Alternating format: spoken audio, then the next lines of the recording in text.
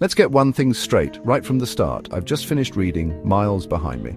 Memoir from a former rideshare driver by Charles Wins from Amazon.com, a story of their journey and experiences.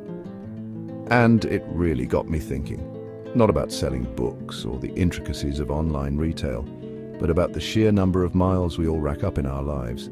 The collective distance we travel is truly staggering. The endless commutes that stretch out before us each day, the frustrating traffic jams that test our patience, the countless hours spent alone in our cars, often in silence, or listening to the same news reports over and over. It's a modern madness, a daily ritual of stress and strain, solitary confinement on four wheels, a personal bubble of frustration moving at a snail's pace just to arrive at our destination more stressed, more tired, and often poorer than when we first set off on our journey. We consider ourselves clever, right? We invented the internet, a global network connecting billions, and the powerful V8 engine, a symbol of automotive engineering. Yet every single morning, millions upon millions of us dutifully climb into these 2-ton metal boxes, vehicles built to comfortably seat 5 people, but typically used by just one, to travel a relatively short distance, often just a few miles.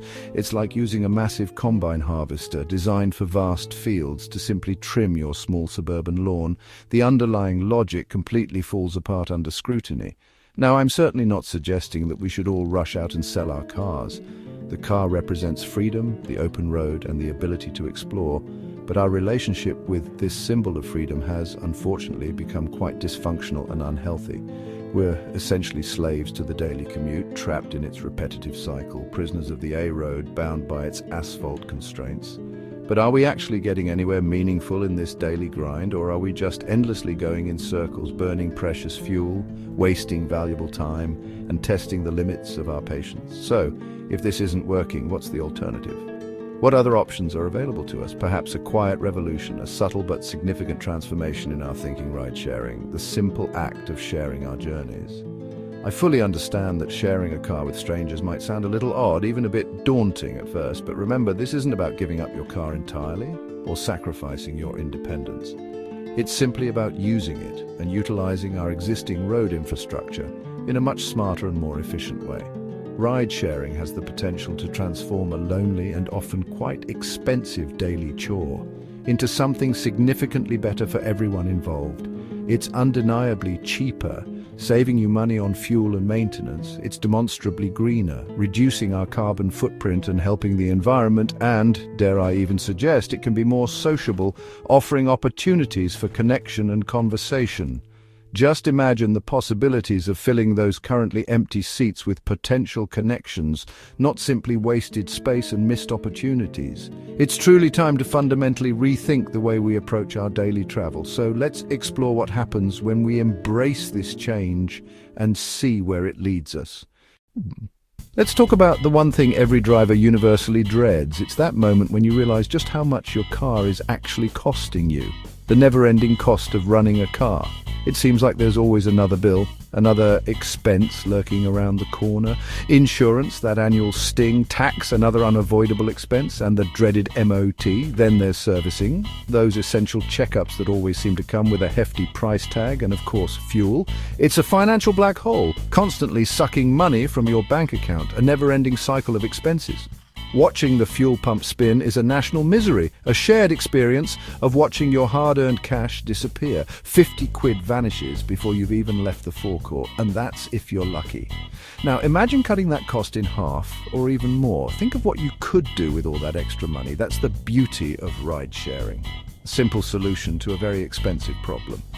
My mate Dave used to spend a fortune on his daily commute. A significant chunk of his salary was going straight into his fuel tank. Now, with 2 colleagues chipping in and sharing the ride, his fuel bill has plummeted dramatically.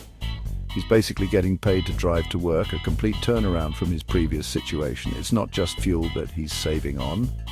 Fewer miles mean less wear and tear on his vehicle, slower depreciation, and therefore real savings in the long run.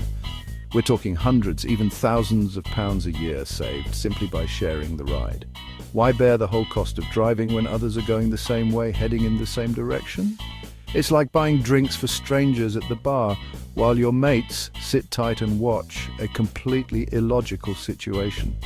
Sharing the cost is just common sense, a practical and financially sound decision. Your car stops being a money pit, constantly draining your resources, and becomes a cost-effective tool, a means to an end. That's a win for your wallet and a win for your peace of mind. And it's so simple to set up, you'll wonder why you didn't start doing it sooner. Ride sharing makes financial sense, full stop. It's a smart move for anyone looking to save money and reduce their motoring costs. Every morning, Britain grinds to a halt. The daily commute becomes a battle of wills against a sea of metal and brake lights. It's a frustrating start to the day for countless individuals. We call it rush hour, but nothing's rushing. It's more like inch hour, a slow, agonizing creep forward. The minutes tick by and the destination seems further away than ever. It's the great British crawl, hours wasted, precious time stolen from our lives. Time that could be spent with family, pursuing hobbies, or simply relaxing. Tempers frayed, patience wearing thin. The stress of the traffic jam can linger long after you've finally reached your destination. Productivity lost, meetings missed, deadlines looming, and opportunities slipping away. All thanks to the gridlock. The economic impact is significant. The cause, too many cars, each with just one person inside. A simple equation with a complex and frustrating outcome. Look around in a jam, a sea of single drivers, each isolated in their metal box, contributing to the problem, each taking up space that could be used better. Empty seats mocking the congestion, a constant reminder of the potential for a more efficient system. We've clogged our roads with our insistence on driving alone. It's a habit, a default setting that we rarely question. Now, imagine if every car had 2 or 3 people. What if we actively sought out opportunities to share our journeys? For every shared ride, one car disappears from the road, a small change with a potentially massive impact. If just a fraction of commuters carpooled, traffic would melt away, the roads would breathe again, and the flow would be restored. The crawl would become a cruise, a smooth, effortless journey, free from the stress and frustration of gridlock. It's simple math: fewer cars, more space, faster journeys, a logical solution to a problem that often feels insurmountable. This isn't a fantasy, it's a practical fix. Carpool lanes already exist, demonstrating the effectiveness of this approach. I once shared a lift with a colleague. It was a simple act born out of convenience and a desire to save on parking costs. We breezed past queues in the carpool lane. It was a revelation, a tangible demonstration of the benefits of ride-sharing. We saved money and beat the system, a win-win situation that made the daily commute far more bearable. Ride-sharing turns you from part of the problem into part of the solution. It's a proactive step towards a more sustainable and efficient transportation system. There's a quiet satisfaction in that, knowing that you're contributing to a better outcome for everyone. Less traffic, less stress, more time for life, time to spend as you choose rather than being trapped in a never-ending traffic jam. Why not be part of the fix? Explore ride-sharing options and discover the benefits for yourself and the community. For years, the only green most drivers cared about was the paint on a Jaguar, but our cities are getting choky and cars are a big part of the problem. Every car, even the cleanest, pumps out emissions. Multiply that by millions of journeys and the impact is huge. Ride-sharing isn't just about saving money, it's a powerful tool for environmental change. Every shared ride means one less car, one less engine burning fuel. If a community embraces ride-sharing, the improvement in air quality is real. It's a collective effort. Small changes add up. I once organized a lift share to a car show. Instead of 5 cars, we took 2, saving money and cutting CO2. It felt good to make a difference. Ride-sharing is a simple, pragmatic way to help the planet. You don't have to glue yourself to anything. Just share a ride. Cleaner air, less pollution, and you still get where you're going. That's a legacy worth leaving. The modern commute is isolating. We're surrounded by people, but completely alone in our cars. Ride-sharing changes that suddenly your journey is a conversation, not a silent slog. You might share with a colleague or a stranger, and you learn about their lives, their music, their quirks. It breaks down barriers, turning a sterile commute into a shared experience. I was skeptical at first, but sharing lifts made the drive fly by. I arrived at work in a better mood. The social side is the hidden gem of ride-sharing. In an age of digital connection, we're often disconnected from those around us. Sharing a ride rebuilds those local ties. You're not just neighbors, you're travel companions. Navigating traffic together, sharing costs, having a laugh. It makes the world feel friendlier. Ride-sharing makes the commute less lonely and a lot more human. It's a small change that brings people together, and that's something we could all use. Convenience is king, and ride-sharing apps make it effortless. No more awkward texts or office notice boards. Just tap your phone and find a ride. These apps match drivers and passengers with uncanny efficiency. You see profiles, reviews, and car details. No guesswork, no awkwardness. Passengers avoid driving stress, parking nightmares, and fuel costs. Just book, turn up, and relax. For drivers, the app finds passengers, calculates costs, and handles payments. No cash, no hassle. All you do is drive with your empty seats filled and your wallet heavier. It's a brilliantly lazy way to save money.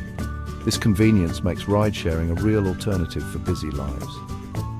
I once needed an early airport run. A ride-sharing app found me a pilot heading to Heathrow. Perfect timing, minimal cost. Technology has made sharing rides easy, cheap, and efficient. It fits seamlessly into modern life. Why not let your phone do the work? Time is precious and driving eats it up. As a driver, you're stuck. No reading, no work, no real relaxation. Those hours behind the wheel are dead time, but as a passenger, the time is yours again. Catch up on emails, listen to a podcast, or just relax. Turn wasted minutes into productive or restful ones. Got a big meeting? Use the ride to prep and arrive calm, or just decompress on the way home. So you walk in the door already relaxed. One friend gained 5 hours a month by ride-sharing as a passenger. For some, it's billable time. For others, it's a chance to read or unwind. A small change, a huge return in personal time and well-being. Why not reclaim your commute? For generations, owning a car was everything, a symbol of freedom and success. But now, especially for younger people, access matters more than ownership.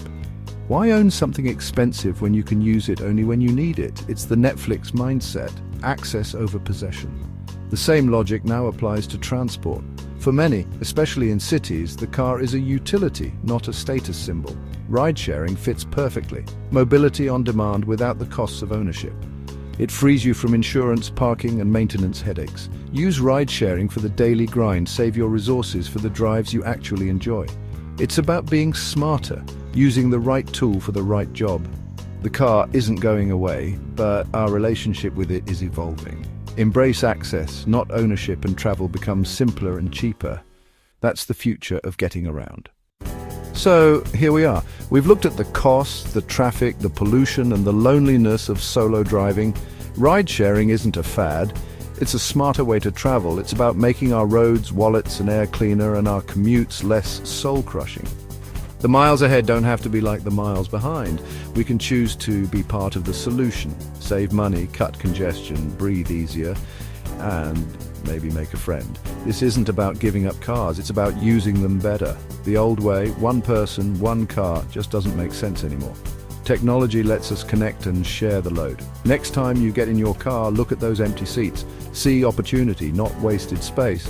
Go to Amazon.com and get Miles Behind Me.